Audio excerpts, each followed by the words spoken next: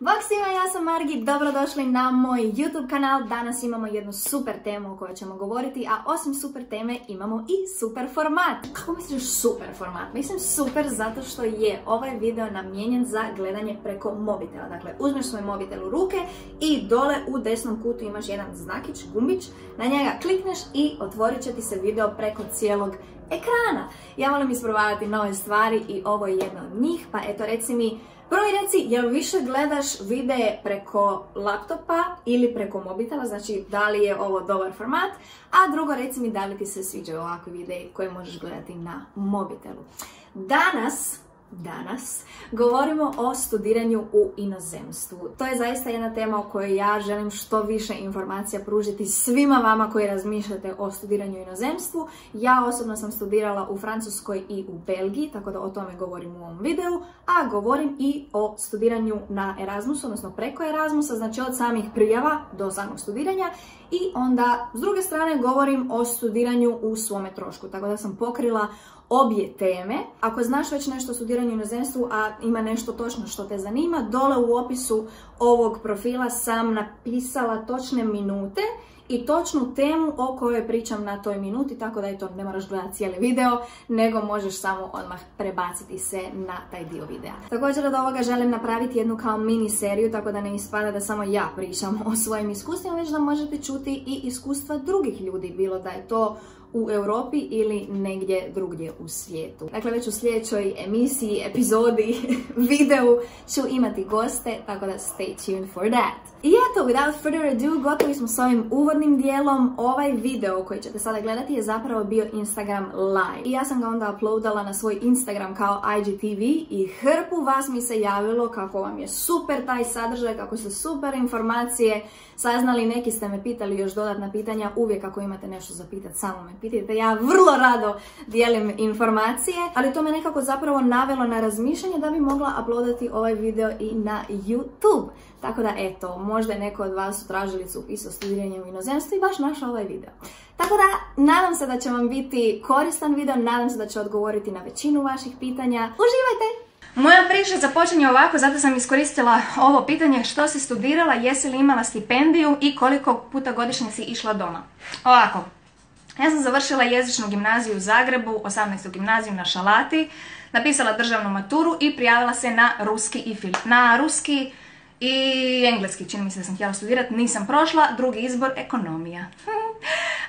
Ekonomija, nakon godine dana studiranja ja sam shvatila, ne, nije to za mene, ne bi ja ovo, i preselila sam se nakon tih godinu dana, znači kao izgubila sam godinu, što je, vjerujem, još i sada kao onako drama, znači ona je pala, nisam pala, nego ona je kao odustala od jednog faksa i izgubila je godinu. Nije ništa drama, ništa se, nemojte samo slušati bla bla bla okolo.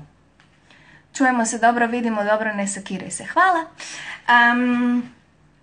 Da, nakon toga sam ja otišla na privatni fakultet. Odmah da svima nama bude jasno, ja sam sama sebi plaćala za taj privatni fakultet. Dakle, niko me nije sa strane financirao, sama sebi sam plaćala privatni fakultet i studirala sam management. Ja nikad nisam planirala studirati u inozemstvu. Uvijek sam željela sam ići u srednju školu na razmjenu, ali to je previše novaca bilo. Željela sam i studirati, ali nikad nisam mislila da bi mi to bilo dostupno, pošto ne dolazim iz neke super financijski, nismo imali nešto previše novaca da bi sad još mogli dodatno za moje studiranje u inozemstvu odvajati. Nego ja tako hodam po hodnicima fakulteta i vidim ja ekipa, kao imali smo jedan pano i tamo sve nešto ekipa, grli se, pa znakovi, Eiffelov toranj, Big Ben, sve nešto se putuje. Ja gledam, šta je ovo, ja bi isto putovala. I tako tamo piše Erasmus i piše nešto, mislim, sve je tako šturo i mislim da je zato razlog zašto puno ljudi tad nije išlo na Erasmus. Sve je tako šturo objašnjeno i zato ja želim biti jedan izvor informacije i da mi uvijek dođete kad imate neko pitanje. Naravno, neću moći odgovoriti na svako, ali zaista želim približiti svima Erasmus i želim da shvatite koliko je to jednostavno. Čekaj da prvo odgovorim na pitanje. Dakle, ekonomija, management. Na Erasmusu sam studirala, išla sam u Francusku, u Vichy, tamo gdje se rade kremice. Tamo sam studirala international business, onda sam se vratila, odnosno na preddiplomski sam se vratila u Hrvatsku da dobijem diplomu. Kad sam dobila diplomu, išla sam na diplomski u Brisel. Dakle, diplomirala sam u Briselu, odnosno master, kako se to kaže vani. Vani sam završila communication studies, to vam dođe nešto kao komunikologija kod nas. To je bio moj put. E sad, zašto sam ja otišla na Erasmus? Zato što nakon tog panoa, kad sam to vidjela, ja sam se odmah javila toj ženi kako to šta ide, gdje šta s kim. Svaki faks ima Erasmus koordinatora. Dakle, ovako, ja sam jučer malo uzela vremena i otišla sam na filozofski, na ekonomski i na svoj Baltazar u Zaprešiću. Svaki fakultet, nisam baš sad željela u sve ići, ali svaki fakultet ima svoju web stranicu i na toj web stranici imate tab u kojem vam piše međunarodna suradnja. Tamo klikneš i tamo kopaš, istražuješ. Neke stranice su dosta šture, tako da će ti malo više vremena trebati. Neke stranice su vrlo transparentne. Natječaj, obrazac, gotovo. Samo nemoj odustati. Kao što sam rekla, svaki fakultet ima Erasmus koordinatora. Ako ti nešto nije jasno, otvoriš mail, draga, poštovana profesorice, bla bla bla. Ja, bla bla bla, nije mi jasno to i to, srdečan pozdrav, ja. Problem riješen, znači nema nikakvog ustručavanja, sve samo pita jer ljudima je to posao. Posao im je da vam približe Erasmus, ništa se ne ustručavajte. Sad, čekaj, samo malo. Šta je Erasmus? Erasmus je razmjena studenata. Zašto je Erasmus popularan? Zato što je to projekt Europske unije, odnosno Europska komisija stoji iza toga. To je projekt Europske unije, što znači da cijela institucija stoji iza tebe, što znači da ti dobivaš stipendiju. Zato je toliko popularno, jer ti možeš odabrati u kojem ćeš fakultetu u Europi studirati, sa kojim tvoj matični fakultet u Hrvatskoj surađuje. Na primjer, ideš u Madrid. Dođeš u Madrid i tebi je sve, što se tiče školarine i toga, to ti je sve plaćeno, a dobivaš stipendiju koja ti taman pokriva smještaj. Tako da, basically, tebi trebaju samo novci za život. Ono što je bilo zanimljivo u mom slučaju i što je također, čekaj, doći ću do toga, je da, na primjer, u Francuskoj možeš se prijaviti, zove se CAF, C-A-F. Možeš se prijaviti za jednu socijalnu pomoć, jer ako su prihodi tvog kućanstva, sam ja to malo na heru počela padati. Stojite mi na parfemu. Ako su prihodi vašeg kućanstva manji od tog nekog, kako se to kaže, prosjeka Europe, jako puno papirologije iza toga, ali ja sam imala divnog koordinatora u Višiju koji mi je sve pomogao, koji je zvao, koji je slao pisma i sve naravno na francuskom, ja ne govorim francuski. Tako da dobivala sam, zašto sad to sve govorim, dodatno sam dobivala 160 eura od Francuske. Dakle, imala sam pokriven smještaj od Erasmusa, to mi je pokrilo to, ta stipendija. Stipendija vam varira, 520 eura je sada za, ne znam, ove malo višeg životnog standarda zemlje, hrvatski. Za, na primjer, UK, Francusku, Dansku, Švedsku, čekajte, točno sam se screenshotala jučer da vam točne informacije dam. Finska, Island, Irska, Luksemburg, Norveška, Švedska, Austrija, Francuska, Belgija, Italija, Cipar, Njemačka, Grčka, Nizozemska, Malta, Portugal, Španjolska. Za to sve dobivate 520 eura stipendiju, on taman pokrije troškove.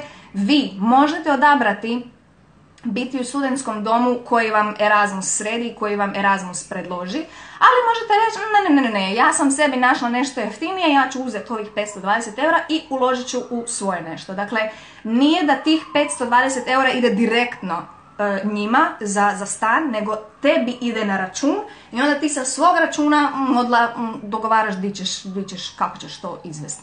Možeš također, ne znam, ako imaš neke relatives, obitelj, možeš također biti kod obitelji i lijepo sačuvati tih 520 eura. To je sve na tebi. Znači, to je 520 za te zemlje, 470 za Bugarska, Estonija, Mađarska, Latvija, Litva, Poljska, Makedonija, Slovenija, Turska, Srbija i te zemlje. Dakle, imamo 520 i imamo 470. Čekaj sad malo. Jesam li imala stipendiju? To je odgovor na to pitanje. Erasmus, svi imaju stipendiju, a također postoji i oprostite, sve sam si napisala u Word dokument, tako da ništa ne preskočim. Imate još dodatnu mogućnost, čekajte samo malo, imate dodatnu mogućnost, državna matura, znanje engleskog, dodatna mogućnost za dodatnu stipendiju, za dodatnu financijsku pomoć, krivi izraz. Dakle, studenti s invaliditetom, financijska potpora sukladna stupnju invaliditeta. Dakle, to je isto vaš Erasmus koordinator zna. Ili, ako ste nižeg socioekonomskog statusa, imate pravo na dodatnu financijsku potporu u iznosu od 200 eura mjesečno. Dakle, ovo je nevezano za onaj moj francuski CAF što sam spominjala, ovo je od Erasmusa. Dakle, ako ideš, na primjer, u Dansku gdje nema CAF-a, CAF je samo u Francuskoj, ti se možeš prijaviti, naravno moraš, vjerojatno tvoji roditelji moraju nekako dokazati da su primanja manje od toga i toga, ali bit svega ovoga, zašto ovo pričam, je da čak i ako ne dolazite iz nekakve velike koh obitelji, vama je studiranje u inozemstvu dostupno. Samo trebate lijepo sve pročačkat, poslat mailove i interesirati se. Zato je Erasmus osmišljen, tako da svi, neovisno odakle su, neovisno iz kakvih financijskih situacija dolaze, svi imaju mogućnost studirati. Ok. Još je bilo pitanje koliko puta godišnje si išla doma. Kad sam studirala u Francuskoj, išla sam samo na jedan semestar, nisam uopće išla doma. Znate kako mi je teško palo? Taman sam rođendan slavila u inozemstvu i htjela sam za rođendan, to mi je bio prvi put da sam išla sama vani, prvi put da sam živjela vani, prvi put da sam studirala vani, prvi put da sam išla na aerodrom sama, sve mi je bio prvi put. I meni je najveći problem bio kako ću ja slaviti rođendan u zemlji, kako ću ja slaviti rođendan bez mojih prijatelja, tako da mi je bio plan kao vratit ću se za rođendan, ali ništa od toga, bolje vam je da slavite rođendan vani. Zašto sam sad to počela pričati? Jesam išla doma? Nisam. Train of thought. Nisam išla doma i kada sam studirala u Briselu sam bila godinu dana, također nijednom nisam išla doma. Ja sam vam tip osobe koji vrlo lako se prilagodim na nove stvari i ja sam sama željela studirati vani, dakle nije bilo kao da me neko silio ili da sam htjela radi nekog razloga koji onako malo klimam, nego baš je bila u meni velika želja da želim studirati vani, da želim se sama snalaziti, želim sama plaćati struju, vodu, stanarinu, kupovati u dućanu, sve hoću sama. To je bila moja želja i u to sam se uvalila, tako da nisam išla doma, nego je mama dolazila kod mene za Uskrs, za Božić, za Novu godinu i za moj rođendan. Odnosno 1. maj, moj rođendan je 22.4. to je blizu 1. maja, pa je onda sve spojila. Tako da mama je dolazila meni. I prijatelji su dolazili meni. Ok, ajmo mi od početka. Dakle, kako se prijaviti na Erasmus? Ja imam 15 minuta da vam ispričam sad, zato što ćemo danas imati i goste.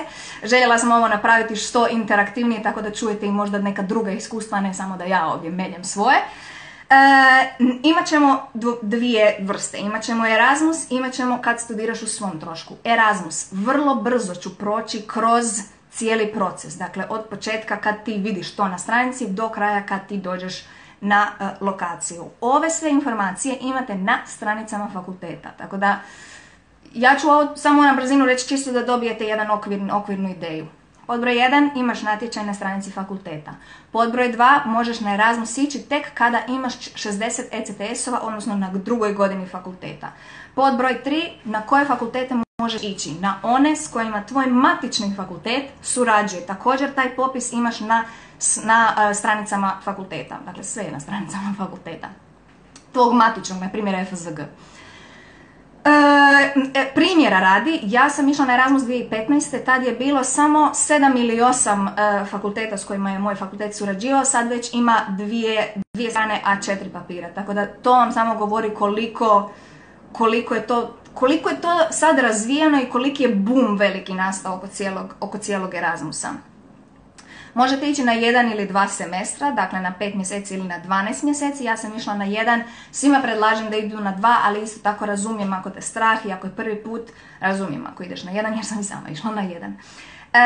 Dobro, ono što ti treba je EU zdravstvena iskaznica. Dakle, odeš u zdravstveno, kako se to zove, HZZO, odeš tamo i imaš jedan automat di, mislim da samo utipkaš svoj OIB ili tako nešto i on ti izbaci karticu. Easy peasy, lemon squeezy. To ti treba. Ako ti se ne daj Bože nešto dogodi. Za prijavu ti trebaju 4 stvari. Treba ti prijavni obrazac koji nađeš na fakultetu. Treba ti životopis u Europass formatu, isto imaš stranicu europass.eu, čini mi se, na engleskom jeziku. Imaš motivacijsko pismo na engleskom jeziku, što ti je zapravo jedan od najvećih faktora kako ćeš dobiti, baš ti dobiti Erasmus. Zato što postoji jedan određeni odbor na tom fakultetu koji prolazi kroz sve te prijave i onda gleda ko najviše paše, ko bi se najbolje snašao, ko ima najbolje ocjene, ko ima najbolju motivaciju. Tako da ovo je jedan natječaj, ti se sad natječeš sa ostalim ljudima sa tvog fakulteta. Motivacijsko pismo, napravila sam YouTube video na temu motivacijskog pisma, tu moraš dati sve od sebe. Isto tako kad napišeš motivacijsko pismo, daj nekome da to pročita. Znači nemoj ga samo napisati i misliti ovo je top. Nije. Daj uvijek nekome da ga pročita.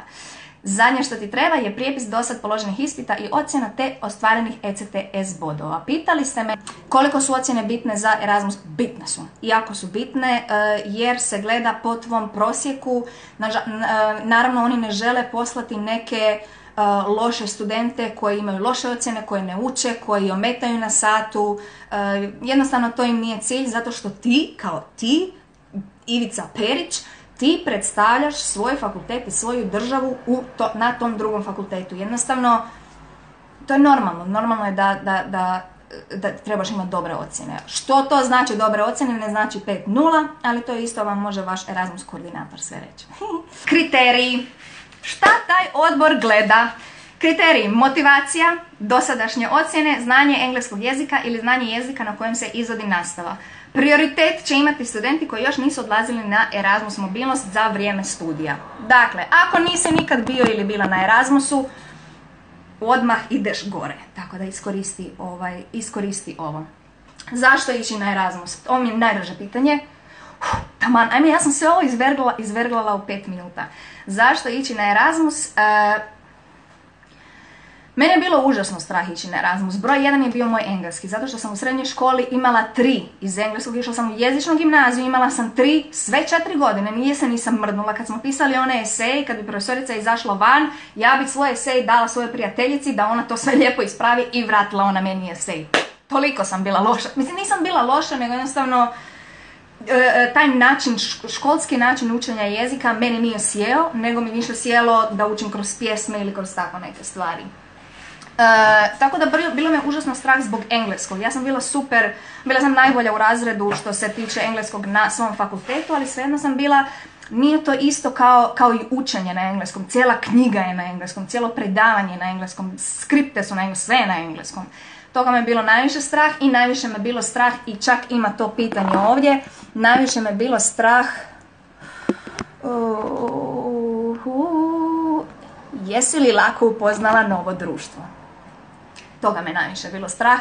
Ja sam izuzetno društvena, mogu sa svima uspostaviti komunikaciju, ali jednostavno me bilo strah da li ću ja biti ja na engleskom i na hrvatskom. Da li će se moći, da li ću se ljudima svidjeti ja na engleskom gdje onako nabadam riječi. Nije da nabadam riječi, nego jednostavno dugo bi tražila riječi i kad bi možda vodili neki razgovor, baš ste mi na hero, kad bi vodila neki razgovor, trebalo bi mi onako da se sjetim kako se nešto kaže, tako da možda nije bio onaj flow kao inače, ali odmah da vam svima kažem koji se brinete za engleski, nemojte.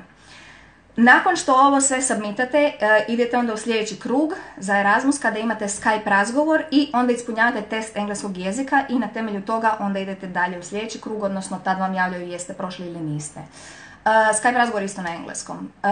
Taj test engleskog jezika je od Erasmusa, znači nije ni TOEFL ni IELTS, nego je od Erasmusa. Tako da nemojte se previše brinuti, to vam je relativno jednostavno.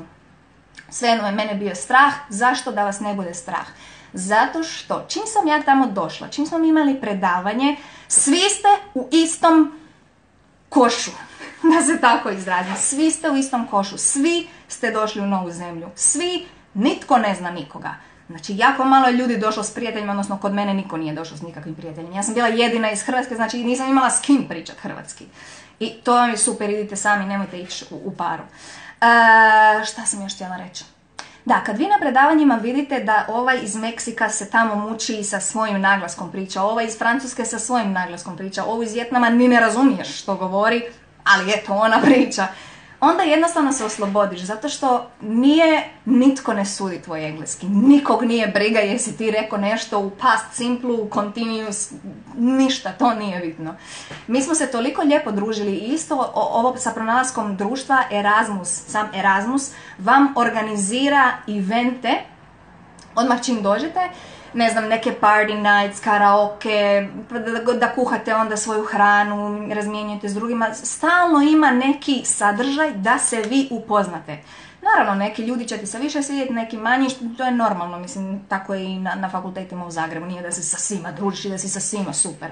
Ali ono zašto je Erasmus super je zato što se ti družiš sa cijelim svijetom. Moja najbolja prijateljica je bila Lejla iz Azerbejdžana. Znači, ja nikad prije nisam razmišljala o Azerbejdžanu kao onako, zemlja.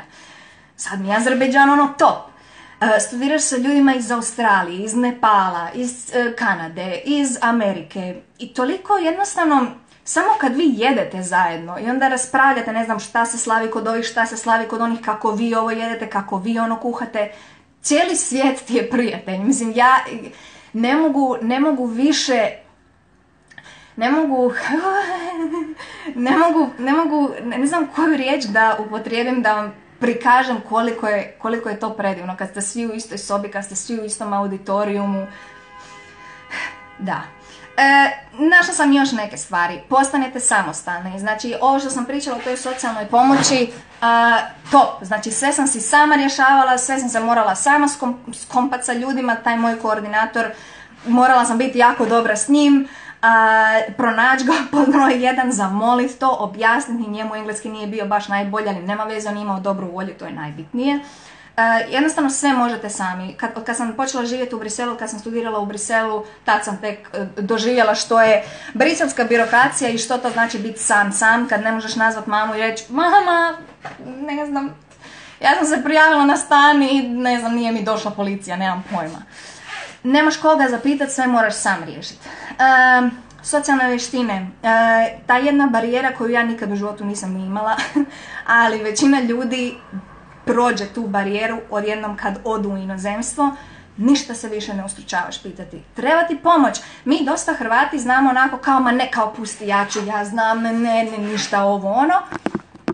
Ali kad odeš vani jednostavno ne ustručavaš se više ništa pitati, ne ustručavaš se doći do tog svog cilja. Vidiš da sve što si zamislio, sve je i ostvarivo. I još nešto, počneš voljeti putovanja. Jer ja kad sam bila u Višiju, pa to se išlo u Pariz, to se išlo u London, to se išlo okolo po tim nekim manjim gradovima. Čak smo jednom rentali auto i išli smo u mali gradić u kojem se izumio Senf. Sve ti je tako nekako dostupno, jer ja sam cijelo vrijeme do Erasmusa sam razmišljala o Parizu, o Londonu, o Madridu, o Berlinu, kao nekim gradovima koje ću ja posjetiti jednom kad ću imat karijeru, kad ću imat novaca, kad ću ovo, kad ću ono. Vid me sad, 5 godina iza toga živim u Londonu, evo ni meni nije jasno da živim ovdje, ali živim. Samopouzdanje, to se veže na ovo da se ne ustručavate pitati nikoga ništa. Jednostavno kad ti vidiš da ti sve možeš sam, da si ti došao do nečega sam, da si ti riješio problem na jeziku koji ne govoriš, nego si ono pantomimom si se snalazio s ljudima sam, nema toga, nemaš više ustručavanja, toliko si onako, ne da si pun sebe, nego si svjestan sebe, svjestan si što možeš. I mislim da to samo mogu znati i osjetiti ljudi koji su bili vani. Vjerujem da ovo sve zvuči jako bla bla bla za sve ljude koji to još nisu iskusili, a evo čisto da imate jedan dojam kako se osjeća osoba koja je bila na studiranju u inozemstvu. Prednost pri zapošljavanju, to neću ni spominjati, to je jedna toliko bitna točka na vašem CV-u koja sama za sebe govori o vama, ne morate ni A reći o sebi, a sam taj čin da ste vi studirali u inozemstvu govori za vas. Ok, imam 4 minute da vam ispričam o tome kako sam, sad ću pomaknuti pitanje. Bilo je pitanje jesam li uzimala studentski kredit. Baš mi je žao da su mi pobjegla ostala pitanja, uopće ne znam kako doći do njih. Jesam li uzimala studentski kredit? Nisam zato što nije bilo potrebe. Sad ulazimo u priču o studiranju o svom trošku kad sam išla u Brisel. Prijava je online, nije bilo nikakvog Skype razgovora, morala sam priložiti svoje dosadašnje diplome prevedene na engleski, ispit engleskog jezika, test rezultate engleskog jezika. Šta je još bilo? Osobna putovnica, te klasične stvari i 50 eura kao enrollment fee, koje onda ti kasnije odbiju od školarine ili ih nikad ne dobiješ natrag ako ne upadneš. Školarina za mene u Briselu, fakultet se zove VUB, i školarina je bila 1350 eura za godinu dana. Ne znam kako su na drugim fakultetima, ali tako je bilo u Briselu na VUB-u. Ja sam živjela u sobi, ne studentskoj, nego u jednoj zgradi, ali u sobi blizu fakulteta. Ja sam imala 5 minuta pješke i soba me koštala 420 eura. Pokriveni svi troškovi, dakle struja, voda i grijanje, takve stvari. Sve pokriveno, internet, sve pokriveno, 420 eura. Što se tiče rente, bilo je puno tih pitanja, žao mi što ne mogu to staviti. Fakultet moj ima i kampus. Renta je bila... ima kampus na kojem je renta 300 do 500 eura. Dakle, zavisi da li si ti sa nekim u sobi, zavisi da li si u studiju, zavisi da li si u apartmanu koji je malo veći.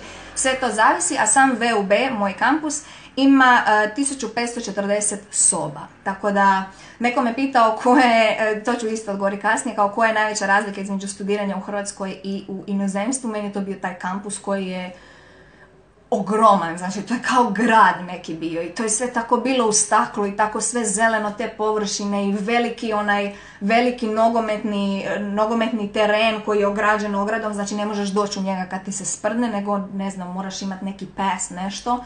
Imali smo bazen koji doduše tad se još popravljao, ali uglavnom ima fakultet i bazen, tako da. Pitanje je bilo, može li se samo sa državnom maturom upisati, dakle kad završiš fakultet, onda da li možeš direktno odmah ići samo sa državnom maturom? Na mom fakultetu VUB-u oni su priznavali državnu maturu, odnosno samo državnu maturu, tako da vjerujem da je na većini fakulteta u Europi da priznaju državnu maturu.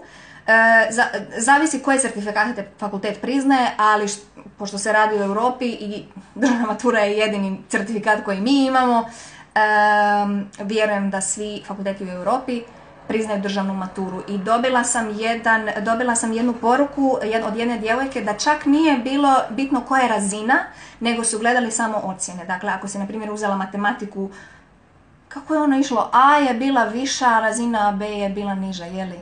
Ako si uzela na primjer B razinu matematike, nema veze što si uzela B, oni gledaju samo ocjenu. Neki su trebali također i potvrdu o nekažnjavanju. Ali samo da vam kažem koje su te neke različitosti. Pod broj 1 ja sam snimila jako puno YouTube videa na mom YouTube-u Margi Goleš dok sam studirala. Dakle, dok je to još sve bilo svježe, snimila sam o ispitima, o pronalasku posla kao student, sve sam ja to snimila, tako da pogledajte te videe. Sad ću vam samo u šturu ovako malo dati neke bube u uho da ih čujete. Dakle, što je različito? Bodovni sistem, odnosno ocjene. Nema od 1 do 5, nego je u Briselu i u Francuskoj bilo od 1 do 20. Tako da na mom fakultetu 18 je bilo nemoguće dobiti. Moja najviša ocjena je bila 16. Tako da, šta je tu je? Snimanje satova. Bilo je jako popularno snimati sat. Sad kad to govorim, uopće onako, zašto smo mi snimali satove, ali možda jednostavno kad učiš ti onda jednostavnije slušat sat i profesorima je to bilo normalno. Ne samo da je bilo normalno, nego smo imali jednog profesora koji je sam snimao svoj sat. Dakle, bili smo u jednom velikom onom auditorijumu kao amfiteatar. Profesor je bio dole, a projektor je bio negdje na sredini i taj projektor je imao tamo vjerojatno neku ugrađenu kamericu i sve je snimao. Tako da je taj profesor svaki sat uploadao online, da oni koji nisu bili na satu mogu to gledati. Znači, dok su nas neki profesori, na primjer, kažnjavali ako nismo dolazili, dosta su bili tako različiti, zavisilo od profesora do profesora kakav je pristup. Čak se jednom dogodilo da taj profesor nešto mu nije radilo sa tim videom i on je ponovno rezervirao učionicu i bez ikoga unutra ponovno snimio sat i ponovno sve sam ispričao kako bi mi to sve imali onako cap, sat iza sata. Tako da eto. Što je još? Još različito. Usmeni ispiti. Nismo imali pismene, znači ja sam studirala komunikologiju, kao nismo imali pismeni ispit, nego su bili samo usmeni i što je više bilo na princip razgovora. Dakle, ti si prije nego što si ušao, jedan po jedan ste ulazili, prije nego što si ušao mogao si izvaditi 2 pitanja i ta 2 pitanja su ti početna pitanja koja ti imaš vremena da se pripremiš, bez bilježnice, naravno bez ičega. I ta 2 pitanja su ti uvodna pitanja, dakle samo da se ti riješiš tog nekog straha, srama, da čuješ malo svoj glas, da se malo oslobodiš. Nakon ta 2 pitanja kreće razgovor. Nije to rešetanje pitanjima reci mi to, kad je bilo to, nego nekako kako bi ti na primjeru, ne znam, Coca-Coline reklame, kakav je to model, ne znam, komunikacije ili poslovanja ili nečega, kakav je tu etički nešto. Uglavnom, na tom primjeru su bili pitanja gdje ti stvarno trebaš razumjeti to što si učio i trebaš znati primijeniti na trenutnom današnjem, kako se to kaže, primjeru. Znači trebaš znati to danas primijeniti, a ne ono što piše u knjizi. Jako malo profesora je tražilo da im govorimo primjere iz knjige, već su htjeli da sami dajemo svoje primjere. Jako ću sad, malo ću ubrzati. Najduži usmeni ispit je trajao 20 minuta. Jednom nisam znala odgovor na jedno od pitanja na početku. Znate kad ono ne znate, na ispitu ste. Pod broj 1 ja sam mrzla do tad usmene ispite i kad su mi rekli da su samo usmeni, meni pao mrak na oči. I u početku baš sam se nekako izgubila i kako nisam znala odgovor na to prvo pitanje, odnosno među prvim pitanjima, sve mi je isparilo. I ja onako baš se vidi na meni da se mučim, razmišljam kako, šta, ovo, ono. Profesor ni 5 ni 6, tap na laptop, otvori prezentaciju, okrene prema meni, kaže mi je se sjećaš kad smo ovo radili, ja kažem sjećam se, jel mi možeš dati primjer neki danas? Točno se znam, sjećam se, bio je primjer, bio je predmet za Europsku uniju, to mi je najgori predmet bio, ništa nisam kužila, a na kraju sam završila u institucijama, tako da isto to nek vam